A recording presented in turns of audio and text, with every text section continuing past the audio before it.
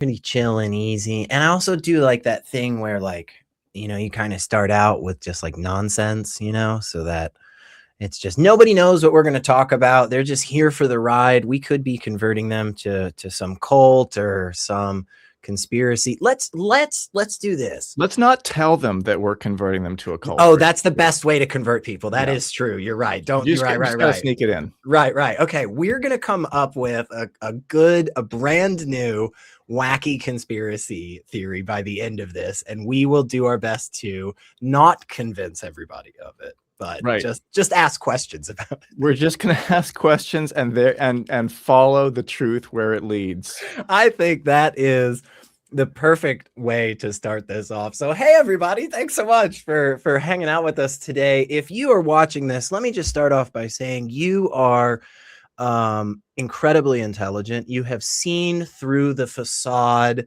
that the all-powerful them have put out there.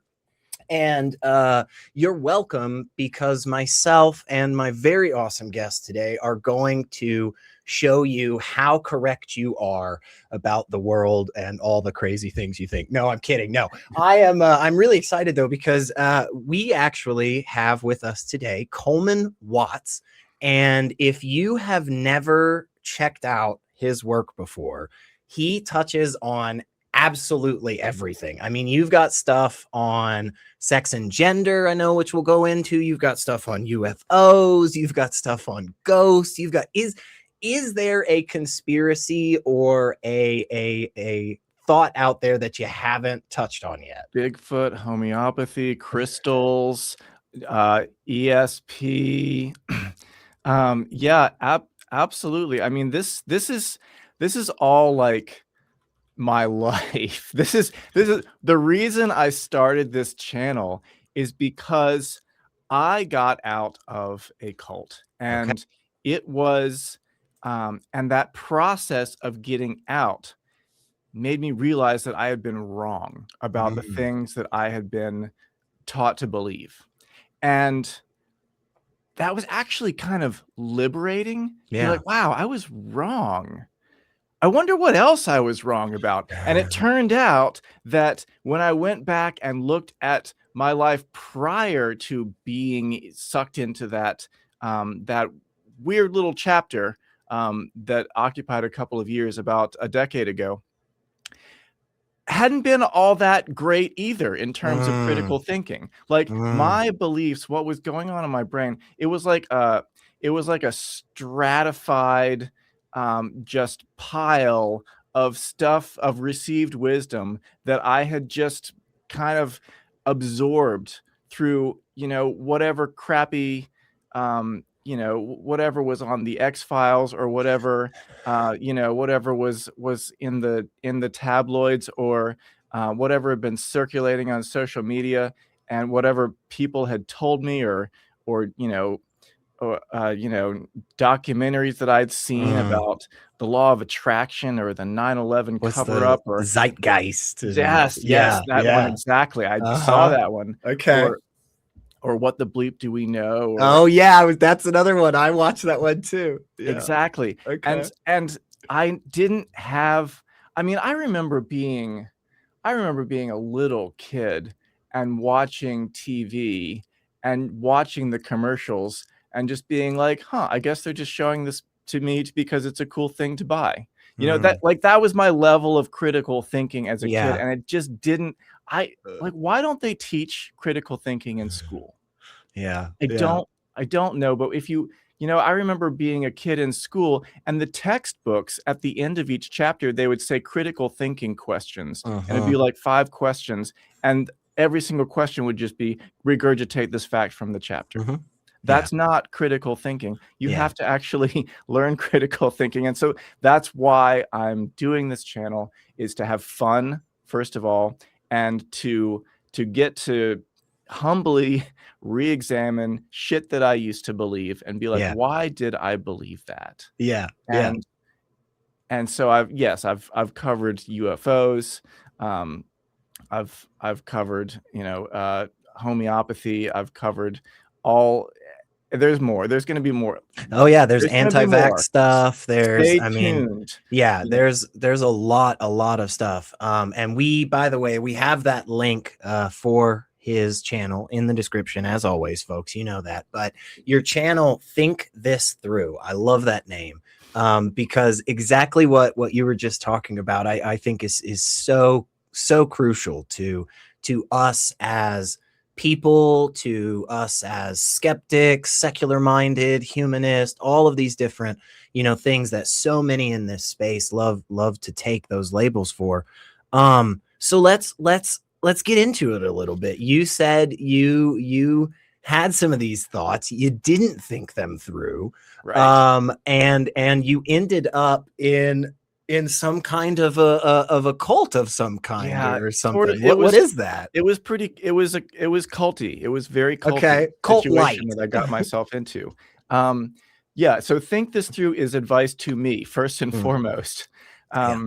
But I invite other people to join in that as well. It's a good practice. I recommend it because if you don't, don't end up like me. So Mm, yeah. So I ended up surrounded by I ended up in a social situation in which I was surrounded by people who all believed in this sort of red pill, hyper mm, capitalist ideology, which at that time was sort of like proto QAnon. That phrase hadn't been coined yet. okay. Okay. Um, but that's the crowd, right?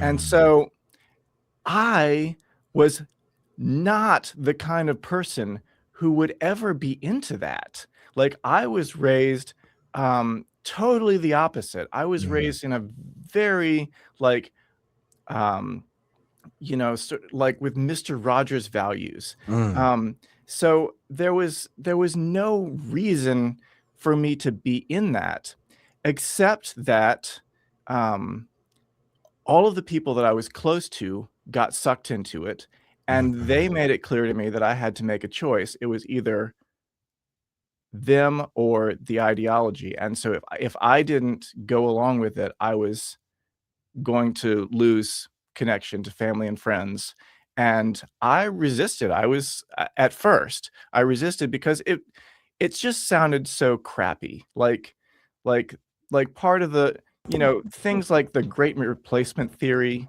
things right. like things like the red pill and hypergamy, um, things like scientific race and IQ stuff. Uh-huh. Um, like it did not sit well with me at first. Yeah. Um, and so ultimately, I chose to go along with the crowd because I ended up I trying to argue back.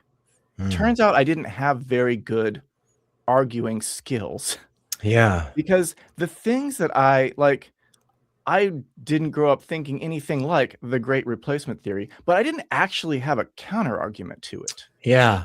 You Yeah. know? Like, I just didn't think it was true because nobody around me in my entire life would have ever thought that. Right. But when I found myself surrounded by people who did think that and actually had arguments for it, I didn't have counter arguments. So it was the social pressure and the lack of critical thinking skills that got me sucked into it. And that is, I think, the story of a lot of people who get indoctrinated into, cults are not just religious groups. Hmm. Any sort of group that has extreme beliefs, or not even necessarily extreme beliefs, but a controlling sort of leadership Mm, structure, can be culty. And so that's what I got sucked into, and eventually, I got sort of ejected, um, because because I asked too many questions, essentially. mm, Um, I wasn't some great eh, I wasn't some great critical thinker who, like, figured it out. It was more like they thought I was gonna figure it out. okay. Um, and so, I remember, being, like, in red pill in a red pill Facebook group, and just like they were so clear that they were the critical thinkers, and they were the ones that were using logic and reason for everything. Of course. And I pointed out something that they said that was totally illogical, and the answer was block me. I was Yeah. like, wait a minute. Yeah. Because Wait a minute.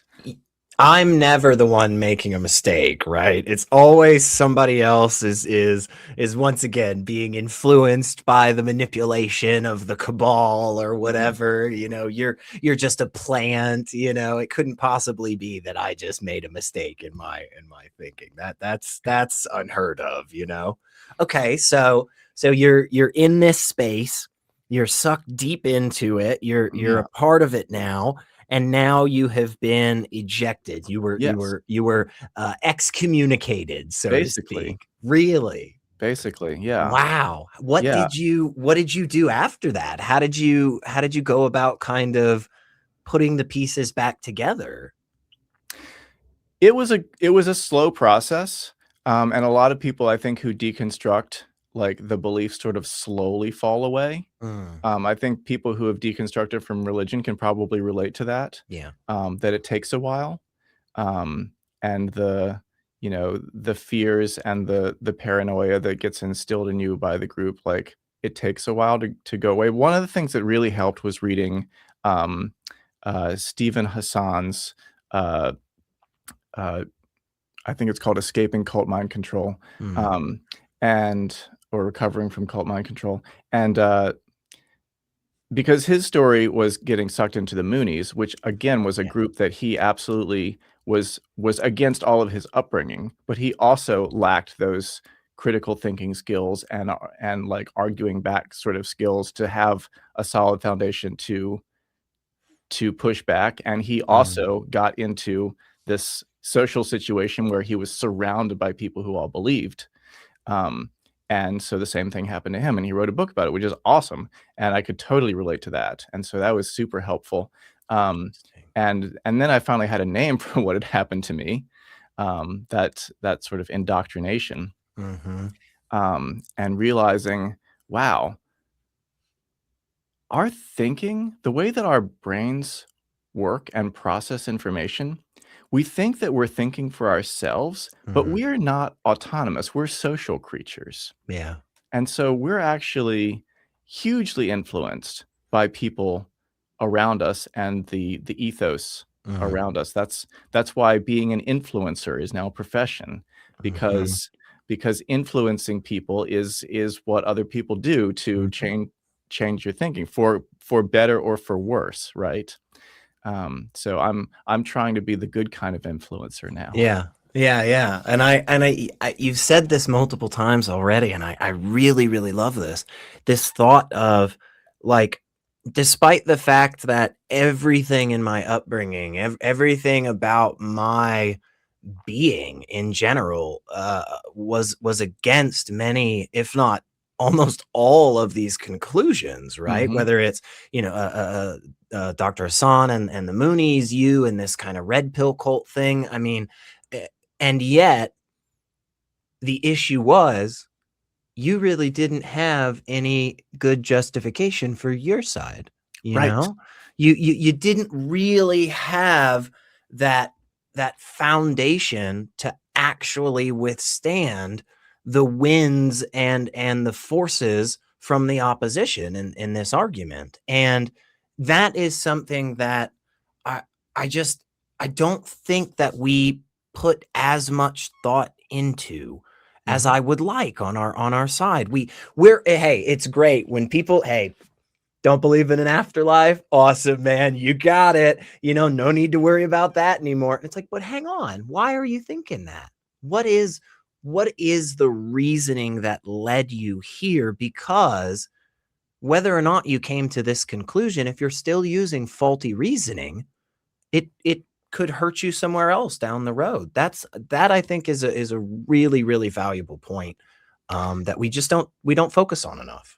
Yeah, and I think people who have done a realist deconstruction probably have a lot more foundation for their beliefs than Yeah. people who haven't. Like, I wasn't raised particularly religious. Right. I wasn't really raised in any kind of controlling religion or any kind of Bible pushing religion. It was it was more like a social, thing that I would go to every once in a while with very open-minded people. And so I personally, and I think most people who were raised non-religious know like nothing about the Bible. Mm. Whereas an atheist who has deconstructed Hmm. probably knows more about the Bible than most Christians because they've actually had to take the time to read it and understand why they don't believe it. For sure. Yeah. That's definitely my experience too. I mean, there are some hymns that I can't help but just start singing every so often. They are so ingrained in me. But okay, so you had this experience, you found yourself in the middle of this place where you didn't agree on stuff, and yet here you are still going along. You get kicked out, you start putting stuff back together, you start learning about what it is to properly, again, think through these types of conclusions. And when did you start your channel? When did you start posting videos out there and trying to help others through that process as well? Yeah, it was just a few years ago. It's maybe 3 or 4 years ago. It's still pretty new. But I'm doing my best to put it out there, and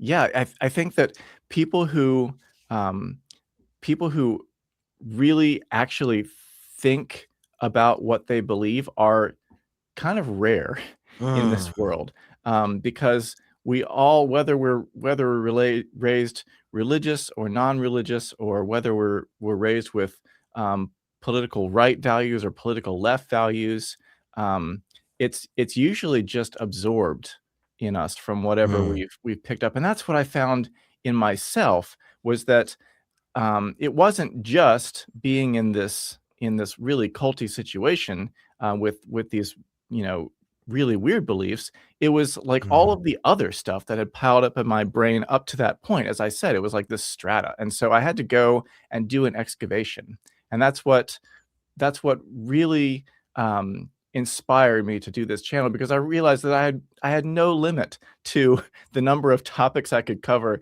and yeah. the things that I had picked up through received wisdom over the years.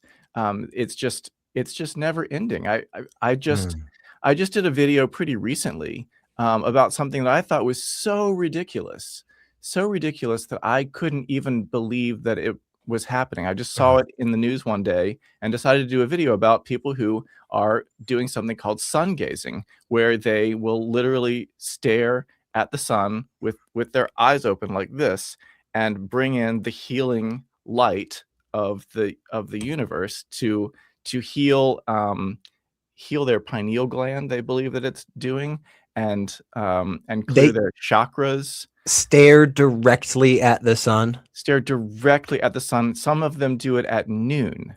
Okay, I I feel very confident in our audience that this is not necessary for us to say, but I'm just going to say it real quick. Don't do that Do not ever. stare at the Don't sun. ever do that. That's No, not crazy. even during That's an not eclipse. that's not how the sun works. That's not how your pineal gland work. I don't even think that's how most people think chakras work, and they're not even real, you guys. Okay. Wow. I did not know about this. Okay. All So right. so I did this video, and in the process of doing something that I thought was so ridiculous that I would never have had any connection to it, I unearthed that the in my research, I found that the origin of, at least in the 20th century, of the sun gazing movement is a man who was a quack doctor, who was an optometrist, who believed that you could do all sorts of things to heal your vision, including eye exercises, um, and sun gazing was one of the things that he prescribed in his book. And I realized, holy shit, I read that book. Really? like 20 years ago. Oh, A, really? a friend passed me that book. It was a reprint that had some of the really strange stuff like edited out, and so it Uh, didn't have sun gazing in it, but it had the rest of this same dude who thinks that Interesting. who who was who was arguing that he said, well, glasses make your vision worse because they're getting your eyes to adjust um to worse condition, like they're Okay. getting your eyes to adjust to that correction. It's like wearing Yeah. crutches for the rest of your life. You shouldn't have to do that. You should heal your own eyes by doing these eye exercises that he would recommend that do nothing except Yeah. for maybe cause a little bit of eye strain or discomfort Right. to your face. And this is actually a pretty popular belief in New Age circles. And I think people who believe this do not realize that this same guy was advocating sun gazing and some of the more weird stuff. And on its face, this is what's kind of frustrating about this, and a lot of these types of conspiracy theories, or just not even necessarily conspiracy theories, just poor critical thinking conclusions that people are arriving at, is kind of on its face. It seems to make sense a little bit, right? Like, man, I can't lift this box, so I just exercise my arms and my back, and then I can lift the box, like I can't run that far, so I Mhm. exercise my legs and my core, and then I can Yep. run. Like, Yep. I can't see that well, so it's like it Yeah. feels like it should follow the pattern, but I think, and I could totally be wrong. I'm sure not an optometrist here, but I just don't think that's how eyes work, right? I don't Turns think, out it's not, yeah. but he thought that it was. And he sold his method to thousands of people, and it's Wow. still getting passed on despite being debunked over and over and over again. And this is Wow. the other thing that I've discovered when looking into this stuff, is that a lot of beliefs that are circulating as new trends on TikTok today, Mm. be it coffee enemas or whatever, are very old, that have been debunked over and over and over again.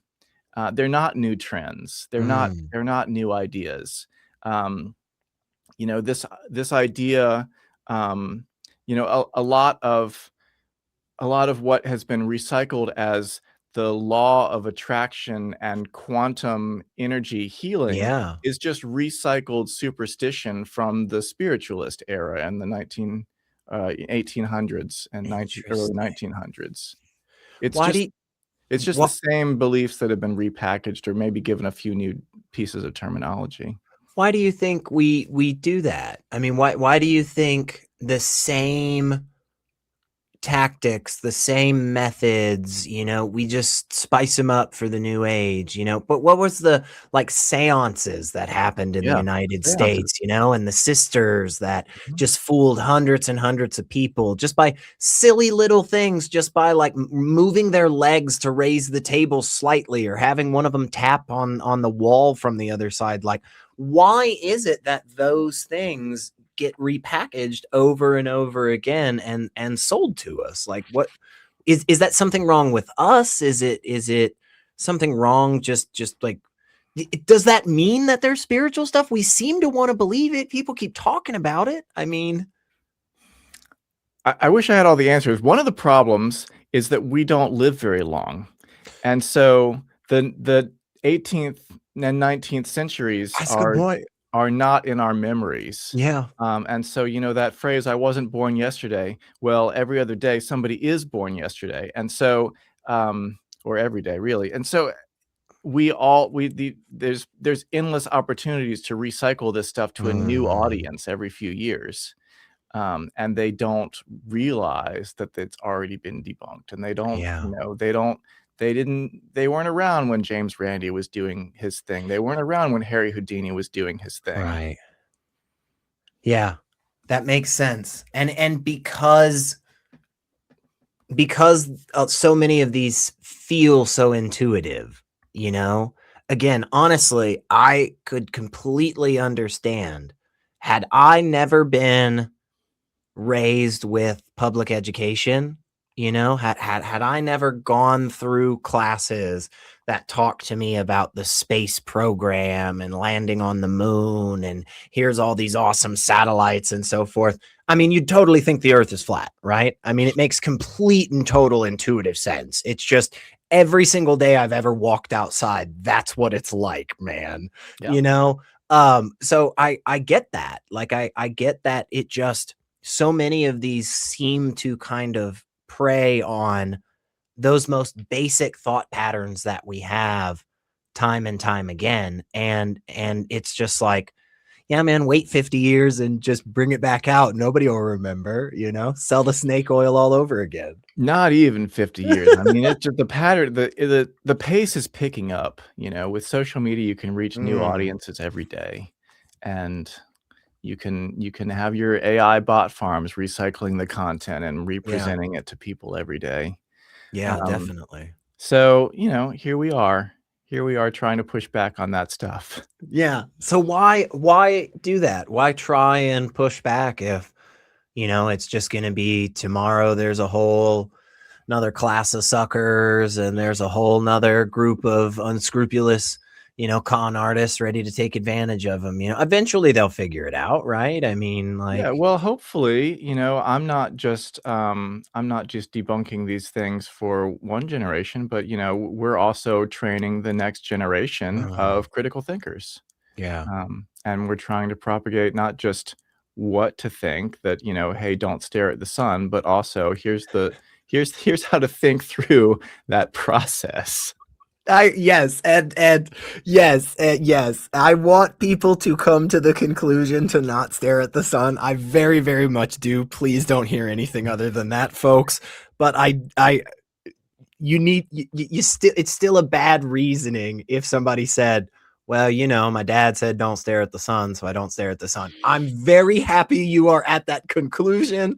Please continue to behave like that. But we need to have some basic thinking behind that backs that up, so that, like you said, if you ever find yourself in that weird position where this other person has studied this stuff a lot and they have all these seemingly snappy intuitive comebacks to you, you actually have something prepared. So what is that? What is? Yeah, that's just it, is that there was this trend on social media, which has not stopped, but started, at least a decade ago, with people having these debate me bro kind of moments and gotcha moments on social media, where it's facts don't care about your feelings, and Yep. people just confidently saying things that are not all that true, but maybe have a kernel of truth in them, or maybe, are based on a premise that is plausible,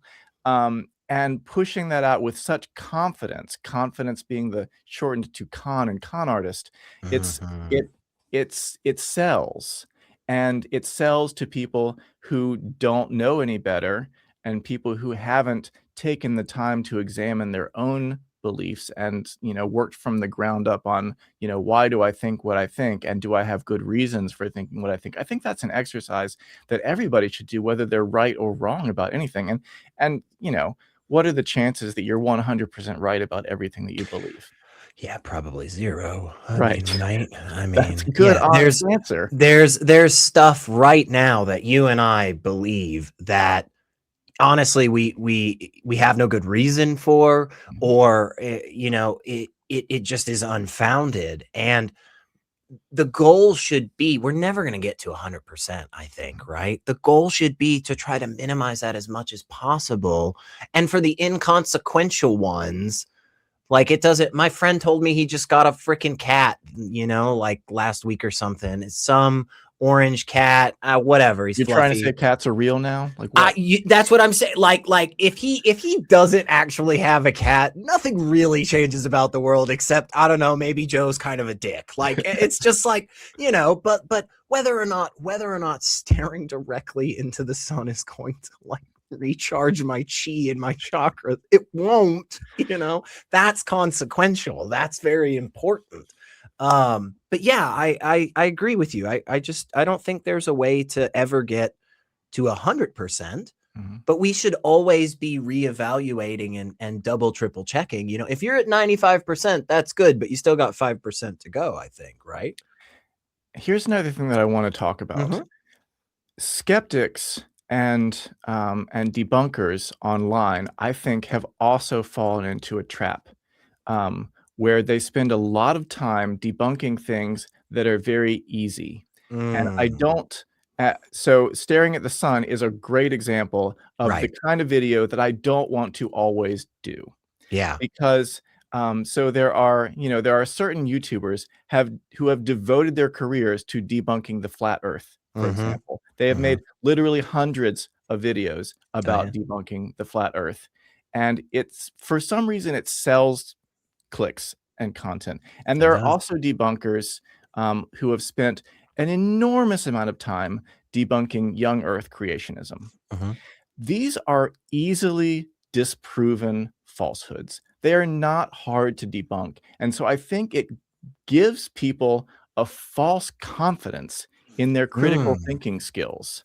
This is really important. This is an idea I yeah. really wanna get out there because it's really been on my mind, um, is that if you spend all of your time debunking the flat earth, you don't really need good arguments. You don't Mm, really need to carefully consider facts and data. All you really need is a camera and a microphone and some sarcasm. yeah. Yeah. And that's something that I think, for example, a lot of skeptic YouTubers fell into around, I guess, the same time that I fell into what I fell into when they started veering off their anti-religion path and started debunking feminism um, with that same shallow sarcasm Mm-hmm.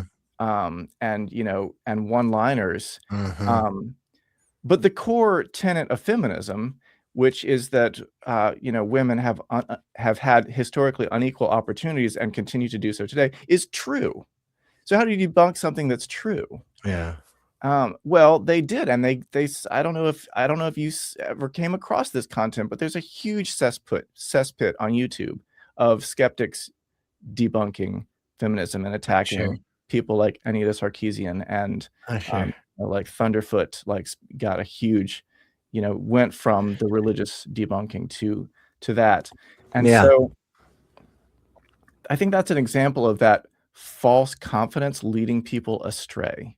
Yeah. And Um I think that's an interesting through line you made there, that connection of it's because of that false confidence that they get this one conclusion and it's right. Hey, I don't believe in a God anymore. You know, hey, there's no afterlife. It's like great. But the actual process by which they got there, that critical thinking, wasn't really what they were utilizing. And so ultimately they're still vulnerable down the road to these other bad conclusions due to that. So what is that then, man? What is this critical thinking thing? How do we get that? How do we strengthen that? Where can we just read a book? Is it just that simple? If I read the book, I get critical thinking skills? Please tell me. Or There are good books out there, and actually, Melanie Tracek King has just written a book which is about mm, to be published, on critical thinking, which I highly recommend. She gave me I helped to proofread it for her. I got that she felt nice. like I was doing her a favor, but I felt like she was doing me a favor by letting me, read a preprint of that book. And so, critical thinking skills are just it's something I wish that that book and other, other books on critical thinking, it was Carl Sagan's books, would be taught in every school to every Mm, student because what to think, teaching, the science classes in school are divided by category. There's biology and chemistry and life mhm, sciences, but none of that all teaches people facts in about those fields, right. but it doesn't teach them how to how to derive conclusions, how to actually read a scientific paper. Where in science classes do we actually engage in peer review, for example, and Mm, actually do this stuff of hashing out these ideas? where in school do we do epistemology? Yeah. To really figure out what is true, or what is justifiably true. Maybe none of us can ever figure out what's absolutely true, but we can figure out how to, how to have solid foundations for our beliefs. And so I have, in the short history of my channel, I've kind of moved from doing those easy topics to trying to take on bigger challenges to my own brain, because I want to have good critical thinking skills. Yeah. So I did a video trying to look at the placebo effect, Oh. which is something that is not an easy thing to debunk. It's not super simple, because there's a lot to it. It's it's a lot of people think that the placebo effect means that if you take a pill, you'll think that it works, and you'll think that you'll feel better, and therefore you actually will, in some ways, become better. Right. That's my understanding. Like, It's not really going to make you better, but you think it will. And so it's like the magic water that Michael Jordan gives to the characters in Space Jam. It's like, right, or the fake potion that Harry gives Ron in Harry right. Potter, and Right. it makes him win at Quidditch. Okay. Right? Yeah. It That's was not it. it was a placebo effect, but that's not it. And so I had to actually like read some science stuff to learn about this. Okay. Because that's more like the pop psychology version of it, and the real version of it is more like, well, there isn't a placebo effect. There are placebo effects, which is anything that happens in a study to the control group or to the experimental group that wasn't caused by the intervention. And so, like if you're doing an allergy study and it's the study goes from fall to spring, well, what happens in the springtime to people's allergies? Yeah, right. They go up. Yes, but it's not caused by the placebo, but it's an effect that happens to the placebo group. Interesting. Okay. And so if let's say I'm in the control group for this study that's supposed to, I don't know, help with joints or something, and I just get the sugar pill, and the one that everybody immediately thinks of is, well, now my joints feel better. And then I say, hey, the pill worked. But also you're saying, if I was in that study, took that sugar pill, was told that it's supposed to help my joints, and then I go, man, I don't know, I just feel itchy all the time. I think that the pill made me itchy. I've been itchy ever since I took this pill. Once I stopped taking it, I'm no longer itchy. That's also placebo. It's just some unintended consequence that comes during this study that is not actually related to the pill that I was taking. It could have happened for any reason. And Right. another thing that I learned about in researching this was regression to the mean, which is where if you have a chronic condition, or really any condition, say you get a cold, right? So when do you take cold medicine? You don't take it. You're not going to take cold medicine today. You take cold medicine when you have a cold. Right. That's the only time you're going to take cold medicine. Right. And what happens to a cold if you don't take cold medicine? It gets better eventually. Yeah, right. So did the cold medicine work? Well, you don't know. Yeah. What if you take a placebo instead of cold medicine? What if you take homeopathic cold medicine? Because the box looks exactly the goddamn same in the CVS, because they sell them right next to each other. Whereas the placebo contains no active ingredient. Or I'm sorry, I misspoke. The homeopathic contains no active ingredient. It is a placebo. The homeopathic medicine contains no ingredients whatsoever that do anything. And so you can take it, you will get better. That's a placebo effect, but it wasn't caused by the placebo or even your perception of the placebo. That's interesting. That's interesting. And it's regression to the mean. It's you just naturally getting back to your normal baseline. Right. And even in that example alone, what's frustrating about that is, you have to think just a little bit more to understand what you're saying there. You have to, it's not that you're saying the placebo effect isn't a thing. It is. It does it's out there. It's just that it is more nuanced and complicated than the way most of us think about it. And in reality, a lot of it comes down to this other concept of regression to the mean. Like, again, it's not saying that the placebo effect isn't real. It is a real thing. It does happen, but there's a lot of it. And again, there's this other thing that's really kind of influencing this a lot. That's frustrating, Coleman. That's a pain that I have to go through so many different bullet points like that to get to this conclusion that kind of at the end of the day doesn't seem to make a massive shift in my thinking. Like I still think the earth is pretty round. I still think gravity and birds are real, like it hasn't changed too much, but you're saying that's the type of thinking we need to be doing on a regular basis. Is that what you're saying? We have to slog through this process for everything, like I'm pretty sure my friend has a cat. Do I really have to go check it out, or can I just accept it? I mean, yeah, no, when you wake up in the morning, instead of just blindly assuming that you should brush your teeth, you need to do your own research and read a dental textbook cover to cover before you lift a toothbrush, because you heard it, folks. No, that would be exhausting. Right. Which is where expertise comes into play, right?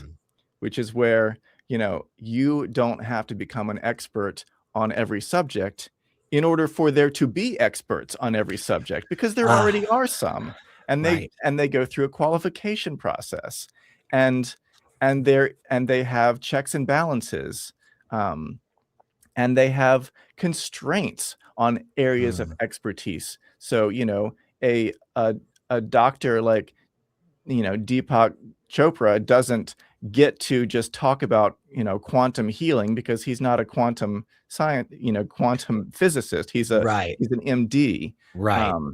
And so, you can call out people who are speaking, who are experts, but are speaking outside of their area of expertise. And we can use that to, again, to have, and I said this at the beginning, we don't think for ourselves most of the time, because our human brains are just limited in that way. And that's why there's billions of us. We outsource our thinking to people who are experts in those areas, so that we don't have to figure out, whether, we don't have to figure out how to clean our own teeth starting from scratch. So that we already have our ADA accepted toothbrush and our ADA accepted toothpaste that was vetted by experts and tested using the scientific method, and contains fluoride, still legal in the US for now. I did a video about RFK and fluoride and his wacky conspiracy theories about it. That was a fun video. Is it help me out a little, just make me feel a little bit better. Is it going to shrivel my testicles and or eat me away from the inside? Am I okay to still keep using my toothpaste? That is, yeah, if your testicles shrivel, I would put that down to the placebo effect. The placebo. There you go. Okay, folks, you heard it here. If you're we've already got so many wonderful clips. I can't wait to okay. So I'm glad you said that, man, because and I'm glad you were silly about it too, because I hear that so often in this space, especially from those that I think many of us would say are not using that critical thinking, where we start to push back on something. We start to say like, hey man, look, maybe this whole chakra thing isn't super founded. Maybe you shouldn't be putting that jade egg in your body the way that Gwyneth Paltrow suggests people do. Yeah. Maybe that's a bad thing, stuff like that.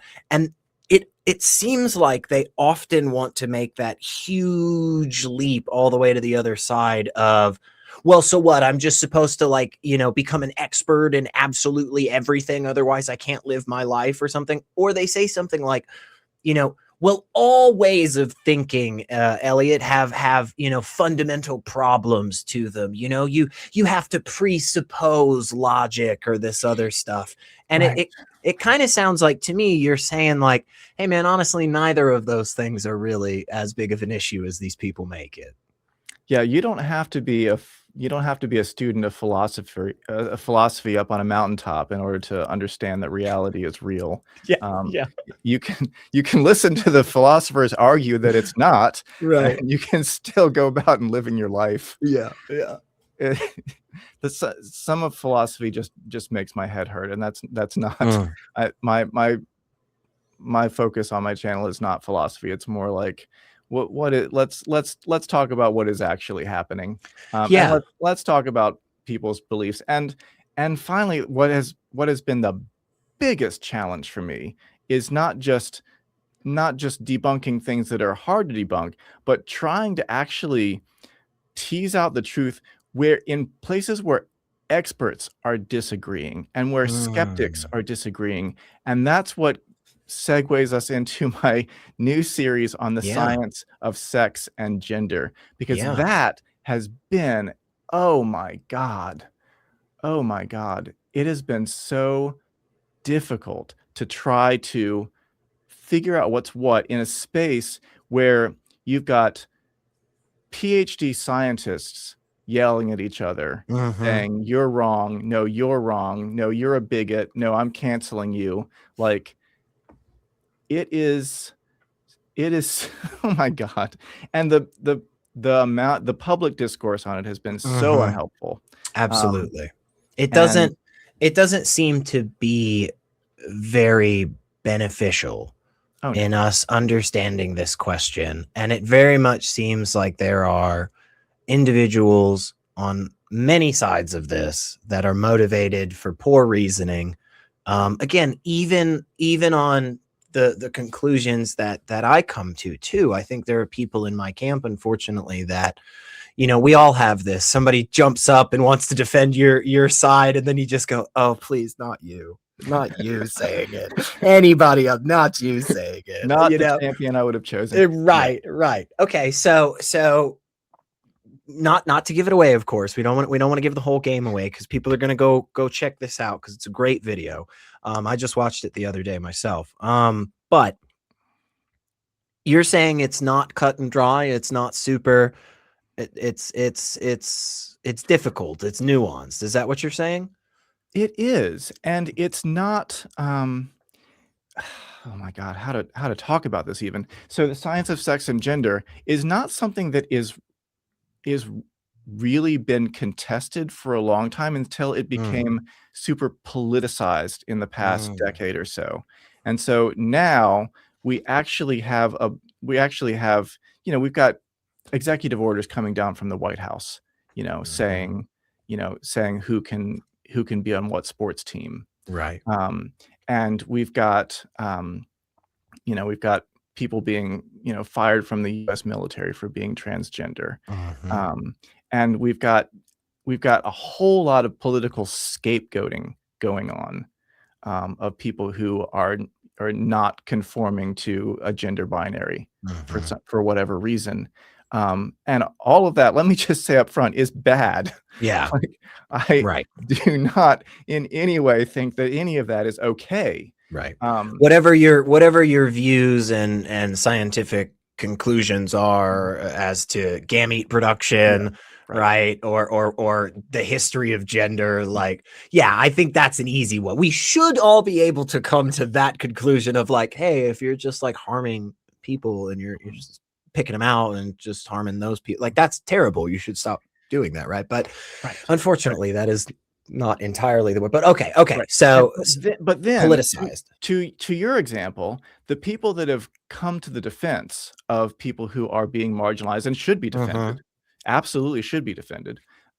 People who are coming to their defense are using science in a way that I don't think they fully understand Mm. to say things like, biological sex is not binary or biological sex is a spectrum.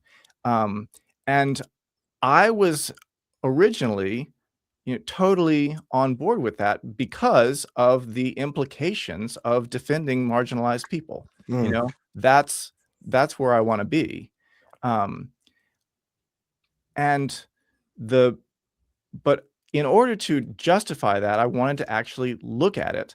And so I ended up reading a whole science textbook, a whole biology of sex science textbook, just to make this video. And I have come to the conclusion at the end that when a biologist says sex is binary, that statement is true, but it doesn't mean what it's been politicized to mean. It doesn't mean that anybody should be marginalized. It doesn't mean that people's gender identity is invalid. It doesn't mean anything about who should play on what sports team. Right. It only means it is a very biologists have a very narrow definition of the word sex. When they say biological sex, they simply mean gamete production, which is your body's ability to produce sperm and eggs. And when they say it's binary, they simply mean that there are only two types of gametes. There is only sperm or eggs. There is no other type, and that's true. So that's so they're referencing the gametes in terms of the organism's ability to pass on its DNA. Not even so much necessarily the production in any individual organism, it sounds like, because it and correct me if I'm wrong on this, help me out on this, but it seems to me in humans, in the human animal, there would be 4 if it's based on production. There would be small, large, both, and neither. Yes. But if what we're talking about is literally just in the organism that is human, there's 2 things at the end of the day that make new little humans, and that's a small and that's a large gamete, and you need those to, and that's what they're talking about. That's what they're talking about. Is that if you look at your look, Elliot, I hate to tell you this, but your parents had sex. Yeah, I'm sorry. Don't try not to think about it. Mom, we got to talk about this. She's gonna watch this and be very upset.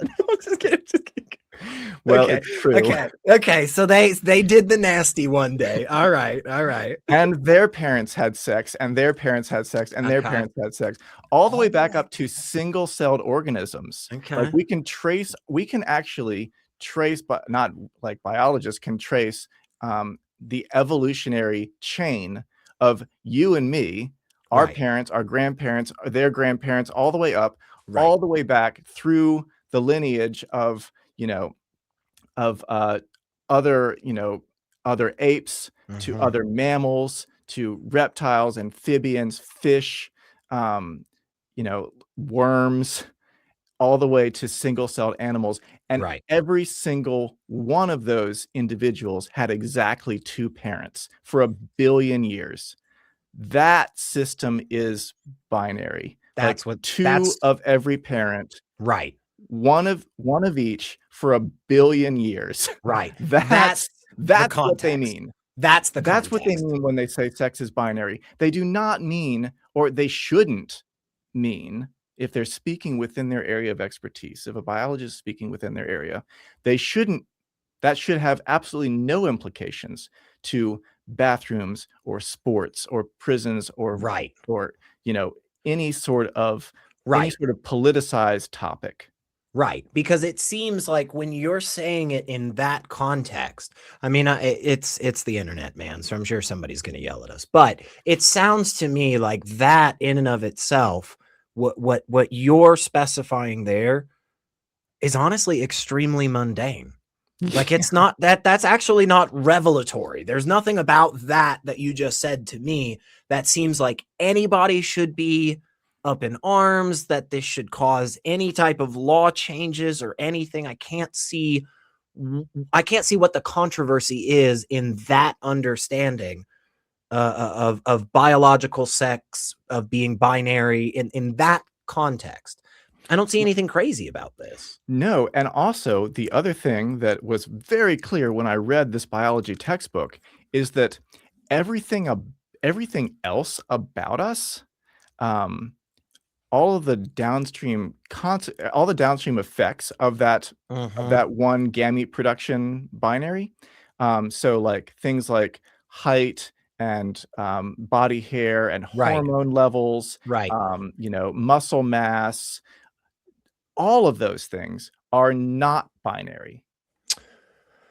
And All of that's where the those rubber things, meets the road in all of that those stuff. things are on a spectrum. Right. And that's where we really are having all of these arguments, controversies, disagreements. That's really where, because honestly, at the end of the day, when it comes to this, well, we want to keep men out of the women's bathroom. You're still going to pull over a woman who, let's say, may have more body hair, may have a sharper jawline, may have shorter hair on their head. I mean, you're still going to make that determination, or at least many of these people have been, right? So the gamete thing, again, doesn't seem like it's coming into play. It's all these secondary things that really matter. And Right. you're saying pretty unequivocally, that's a pretty wide range there. There's a pretty broad ability there. Okay. I mean, why is this so controversial then, Coleman? This seems like we've solved it. I don't know. Did we now, in fairness, it's, two white dudes saying we've just solved the world's problems. So that's never gone wrong before in our and that's never happened on a podcast before. That's right. Never. No. First time here, folks. Okay. You're hearing it here first. What's the difficulty? Why is this such a frustrating topic right now? That's a good question. And so this has sort of been the brain melty part of it for all for me, is that talking to that crowd of people who say sex is binary, science on our side, therefore trans people should be excluded from XYZ, has been I've been engaging with those folks to try to learn, like, what are their arguments? What are their best arguments? Do I have counter arguments for those things? Do I need to accept any of the things that they've said? It turns out that I do need to accept that sex is binary is a true statement in context. So I've learned something from that crowd, but I also am still puzzled, because it's like, none of those conclusions follow from the premise. Right. Like, sex is binary. I've started just saying sex is binary. So what? Like, right. So why, therefore, do you justify, this stance about sports teams? Right. That it's not justified from the it's a non sequitur as a premise and conclusion. You need some other reason. And as soon as you get into that other reason, you're talking about hormone levels and muscle mass, and endurance, strength, all of those things, which are not binary. They're on a spectrum. Right. And they're influenced by hormone levels, and they can be influenced by, and hormones can be adjusted by gender affirming care. And so all of those things, so they're not only not binary, but they're not immutable. They can be changed. And have some pretty big effects, is my understanding. Again, I'm sure no doctor, but my understanding is that individuals that are on, hormone therapy for many years of their lives notice some pretty dramatic swings in things like, again, endurance, muscle mass, where the body holds weight and water and fat content. And I mean, it can have a pretty big effect. And again, that's where it seems like the rubber hits the road with all of these difficulties. And so those arguments start to get really nuanced and into the weeds. It's like, okay, well, how much does the gender affirming care adjust the hormones, and how much does that affect muscle mass, and how much does that affect sports performance? But now we're in questions of degree and not absolutes. The slogan, sex is binary, was an absolute statement. But when you actually like start to get into the epistemology with them and start to like get into the arguments and counter arguments, we're now talking about questions of degree. And I have to admit honestly that I don't have all the answers. I don't Same. know who should qualify for what sports league. I Right. personally don't have, I don't even watch most sports. I was going to say, I definitely have no dog in that fight. So, Right. So, my general stance is, well, it should be left up to the leagues and the regulators of those leagues. And, the same with, who should be allowed into a women's shelter. Mhm. I don't feel like I have the absolute answer to that. And I question people who claim that they do have the Yeah. absolute answer to that. Because again, I would leave it up to the people who are administering that shelter and Mhm. let them write sensible safety guidelines. Yeah.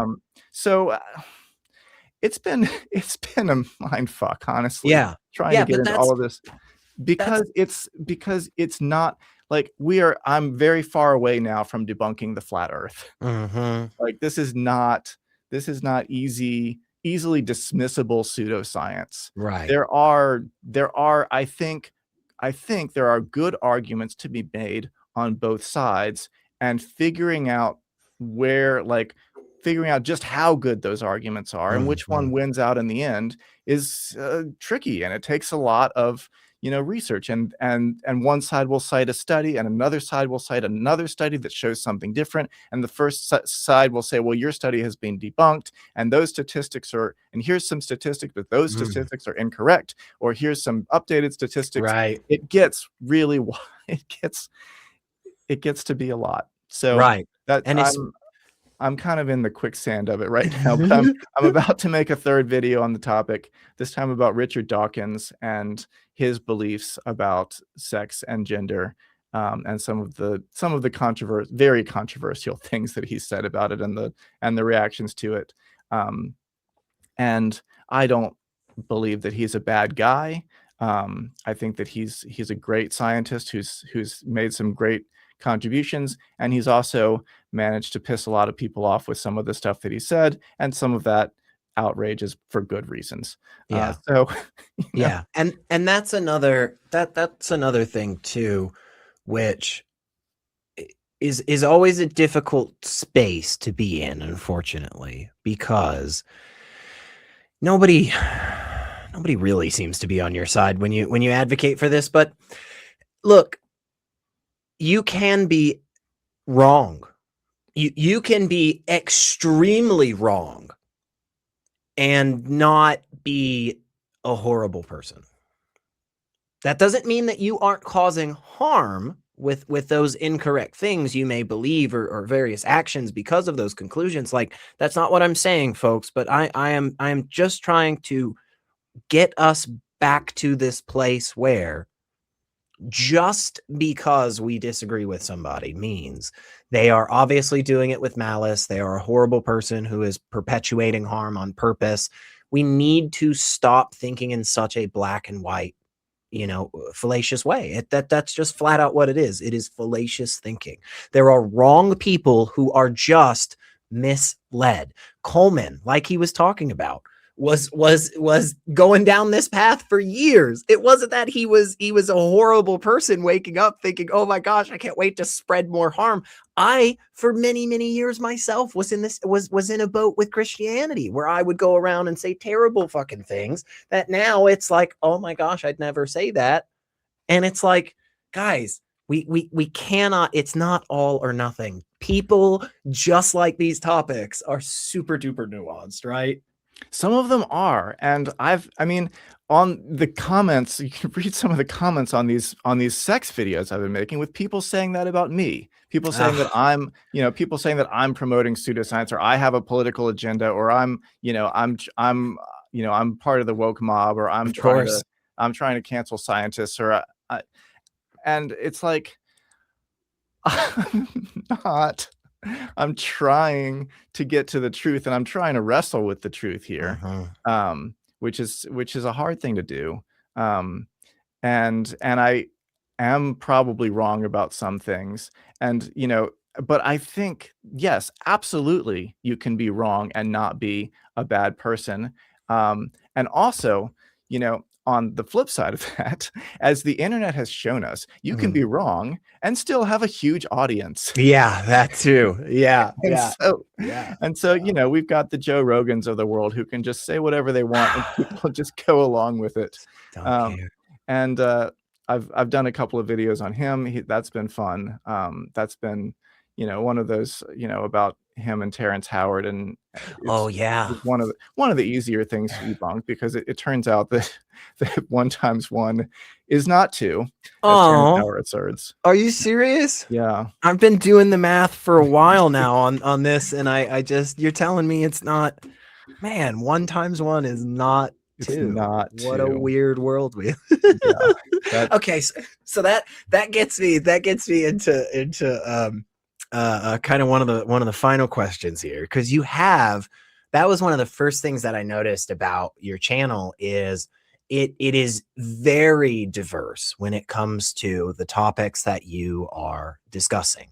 And I think that's awesome, because so many of us forget that critical thinking is not just something we do in this one space, right? We do it all the time, and it's valuable to be thinking about it from all these different perspectives. Hopefully we do it all the time. Hopefully, that's the point, right? Hopefully we're doing it all the time. And it's a good reminder, because you're watching this video and it's like, oh yeah, man, like sex and gender science, that's my thing, that's my topic, so I'm watching that video. But then you get to the end of it, and then here's this thing that pops up that says like, hey man, let me talk to you about vaccinations and stuff. And other people going, well, I mean, well, I don't feel any kind of weird way about vaccines or anything. And it's like, yeah, but you should still investigate that. You should still double check that your reasoning and your logic is actually, founded in this instance, right? So of all the different topics that you have touched on so far, what is 1 or 2 of your favorites? What's 1 or 2 that really sticks out to you as either like super interesting, you had to discover a whole bunch, or just like, dude, this one was freaking wild? So speaking of vaccines, so I did a video on a guy who is like best buddies with RFK Jr. His name is Del Bigtree. Del Bigtree has his own web like streaming TV channel that I think it's on his own platform because he was banned by YouTube. It's a good sign. Yeah, they'll let basically anybody on. So if you get banned, it's pretty. I know it's a very elite group of people who have been banned by YouTube. Him and Alex Jones and a few others. Right. And he's made lots and lots and lots of videos, all with this sort of confident proclamations that science is on our side, vaccines are dangerous, do whatever, take our herbal supplements instead.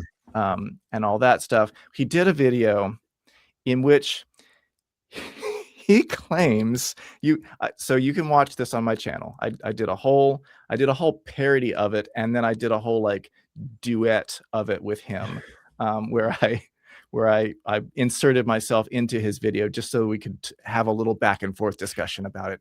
But he claimed in this video that Bill Gates had invented the COVID vaccine in order to test how stupid people were and get all the stupid people to take the vaccine so that they would die, so that the smart people like Dell and his followers who were too intelligent to take the vaccine had figured it out, passed Bill Gates's test, and would then join Bill Gates in a post-apocalyptic future where all of the vaccinated people were dead.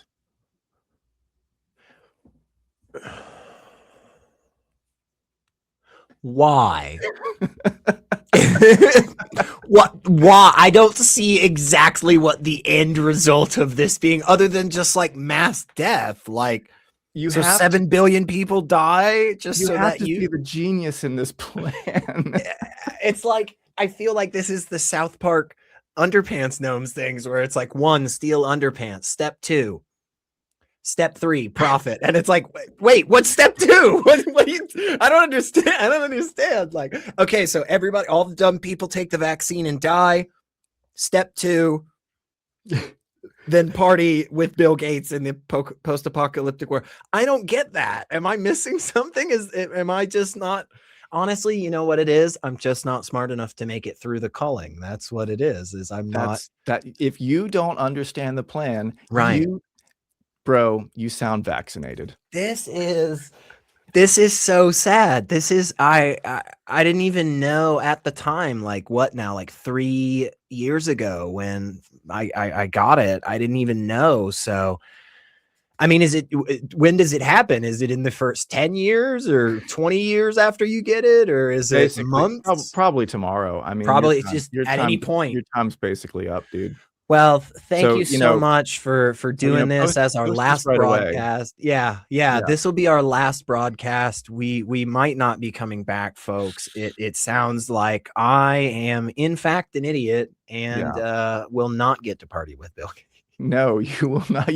You failed his test, and so did I. By the way, I failed it several times. Is there any point? Because I'm assuming he made this claim much closer to like 2020 time. You know, like, is there any point since this claim has clearly not come to fruition that he's like acknowledged that?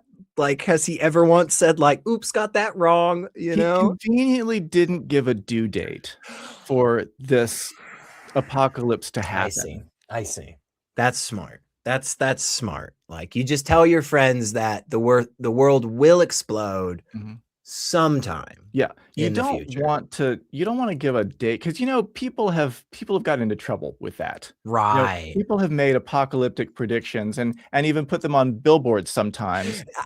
I've seen some of these. Yes, they've been in my town for sure. Yeah. And then they look really foolish. And then everybody disbands and leaves them broke and destitute, and they can never do it again. Right. Because nobody that's made a failed end of the world prediction, they wouldn't come back and do it a second time, would they? That's not. Elliot. Oh, my friend. You sound double vaccinated right now.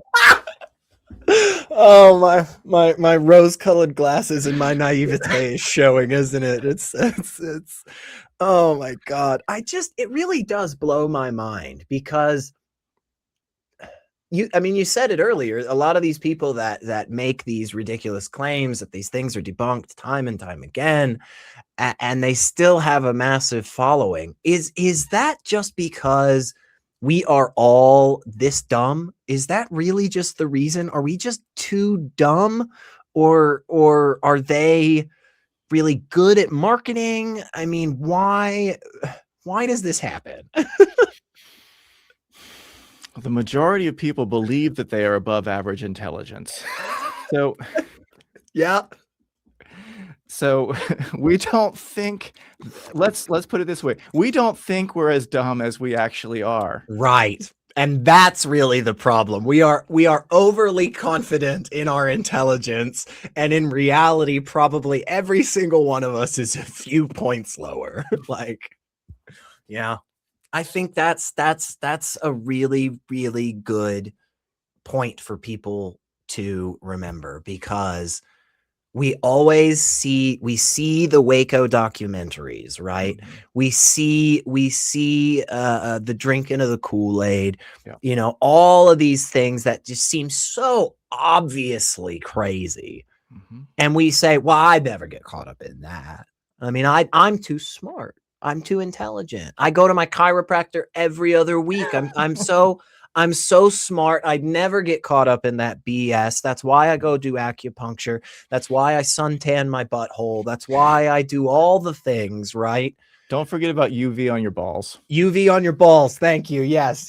As we all know, that's a guys, please, seriously, don't take any of that. That is so ridiculous. It's obviously untrue. But it's because we are so overly confident in our own intelligence that we then fall prey to these things, because like you've said a couple of times, we really are not instilling critical thinking into the populace, especially not at an early age. We're not teaching these things in school. Children are growing up their whole lives just believing whatever the hell we're believing, until one day you get slapped in the face with, things like birds or something.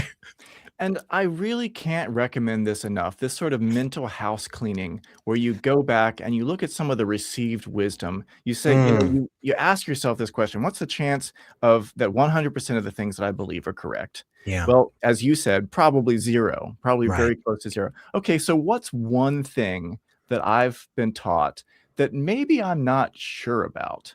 Just start there. Start with what is one thing that, huh? Does water really have a memory? I heard that somewhere. Yeah. Uh, If I and say nice things to my water, does it give me superpowers? yeah. I do it every day just in case. I love you, water. You're so pretty. Right. So what's one thing that I heard? You know, and some of it's really banal, like do you hear about the one about Napoleon being short? Yeah, for sure. Yeah, turns out that was actually just a unit conversion. Okay. Yeah. Average height, normal dude. Yeah. Not really that short. He wasn't actually all that short. Okay. All right. The way that inches and feet were measured in France was different from the way that inches and feet were measured in England at the time. Yeah. See, we don't. That's a really good. That's a really interesting thing, because we don't think about that shit so much. Like we don't. We just go along to get along with like the days of the week and stuff. But like during the French Revolution, for instance, they just completely changed that. They just completely changed the calendar for a little bit. They were like, screw it, whatever. Just same thing with rulers. Apparently, we were just like, for a while, we were like, I don't know, that's like 12 inches, close enough, screw it. Like, yeah. But that alone, because of that conversion, we're all walking around just saying, oh yeah, Napoleon's real short. He was all pissed off. Yeah, That's he had a Napoleon complex. Yeah, obviously. absolutely. I mean, it's where the name comes from. I mean, interesting. So there's probably one thing that Right. you out there in the audience believe that maybe is, what they call received wisdom. It came, somebody told you, somebody that you trust, but where did they get it from? Yeah. And they got it from someone that they trust, or they heard it somewhere. And so we all have that stuff. And what I've learned from this process, it was incredibly humbling, to learn that I'm not as brilliant as I always hoped that I would be. But it's actually kind of fun to be wrong. It's actually kind of enjoyable. That's why I've been enjoying doing this channel, is I get to go back and look at things, like true stories of alien abductions. Ooh.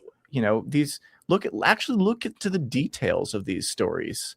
One of the very best, most well-documented stories of alien abduction happened in New York City, and there's a documentary about it where there were supposedly dozens of witnesses who all saw this woman floating out the window and up into the sky. How can you argue with dozens of witnesses? Yeah. That's amazing, and then, but if you actually go back and look into the facts of it, it turns out that the dozens of people saw something. A lot of those people weren't actually in the area, so whatever they saw was completely irrelevant to this story. And the one star witness, the one person who was actually called and said this is, and described the woman exactly who floated out the window. This is the only person that was actually able to describe it in perfect detail. Turns out to have the same voice as the woman herself, and was never actually available for an in-person interview, was never actually photographed, had no address, and was calling from an anonymous phone number. Because she was also abducted by aliens, Coleman. This is what this makes sense to me. It must be real. It couldn't have, you're not telling me that people sometimes make up bullshit. Is that what you're saying? Is that what For attention on the internet? Never. Nobody would do that. Nobody would do that, right? The story was pre-internet, but yeah, it was. Ugh. It's amazing. It's That's amazing. fascinating. That is really interesting. People don't always remember things as they actually happened, and sometimes people just make shit up. Yeah, it's true. And it gets perpetuated. It gets told, you know, over and over and over again until we just get to this place of, yeah, this woman was just abducted by aliens right out of her apartment. She just floated out the window. A bunch of people saw it. It was reported everywhere. Napoleon was short. He was tiny. He was incredibly small. He needed a step stool to get on his horse. It just gets perpetuated over and over and over again. There were two other star witnesses in this case, but their testimony was only ever given in writing. They were never actually reached by phone because these were two men who ended up having the exact same handwriting as this woman. So there's 3 witnesses who all suspiciously were never identified as being anything other than the person herself who was selling the story. Right. So, yeah. So fascinating stuff. Interesting. Fascinating stuff. How it's not bad to be wrong. Yeah. It's not like, yeah, it's embarrassing. I feel for people who have gone public with their beliefs and then been proven wrong, because God, that sucks. That public embarrassment of, you know, saying something with such confidence. You know, if Joe Rogan was to do this sort of inventory that I'm recommending, I think it would be crushing to his ego. Yeah. But, you know, fortunately, I was not a red pill influencer. I was just being influenced. So I didn't have to like publicly walk back things that I had said, you know, to a large audience or anything like that. So that sucks. Yeah, that's rough. But for the rest of us, it's not so bad.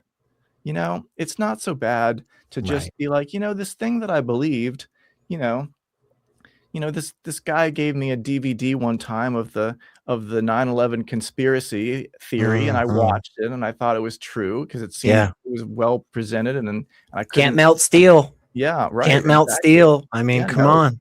Absolutely cannot. Yeah.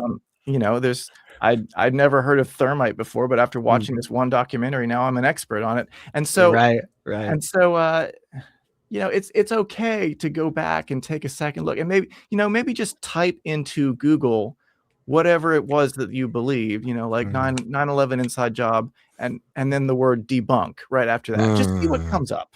Just see. Yeah. That's a good little kind of experiment or you know, little test to run on yourself, because I mean, like, come on, what do you actually have to lose? If you really think it's true, then it's not really going to debunk it, right? I mean, I feel pretty confident in some of the things that I believe. So like, what if I go look up whether or not, you know, that maybe the earth isn't an oblate spheroid, right? Let's just go look it up real quick. I think, and tell me if you also believe this too. I think the truth is going to win out in those scenarios, and what actually is reality, we're ultimately gonna, as long as we're using that critical thinking, we're going to come to these conclusions. That's where those critical thinking skills come into play, and evaluating what experts can be trusted and what aren't, because you can find justification for anything these days on the internet. You can find justification for what you want to believe or what other people want you to believe. That's presented in a convincing way. You can find a video that proves to you that the earth is flat. But you can find multiple videos like that. But if you actually follow this process of critical thinking in terms of, okay, what are the experts saying about this evidence? What is the quality of the evidence? What is the quality of the sources? You know, are these is this coming from a university, or is this coming from a guy's basement? And you know, if you evaluate all that stuff, then yes, I think the truth will generally win out. Yeah, I love that, man. I love that, and I think I think we might just have to have you back and talk about some more conspiracy theories and cults and other crazy stuff, man. I'm here for it. Awesome. Awesome, brother. Well, tell everybody real quick. I know we're going to have all the links and stuff in the description, but go ahead and shout out to them. Where can they find you? Where can they hear more good stuff about you and just develop those critical thinking skills? Yeah, look me up at youtube.com/@thinkthisthrough channel. And I'll be there. I'm gonna keep on doing this stuff. Heck Sometimes the easy ones because they're fun, sometimes the hard ones because it's a good challenge. But I'm here for all of it. yeah. Awesome, man. And Awesome. thanks for what you're doing.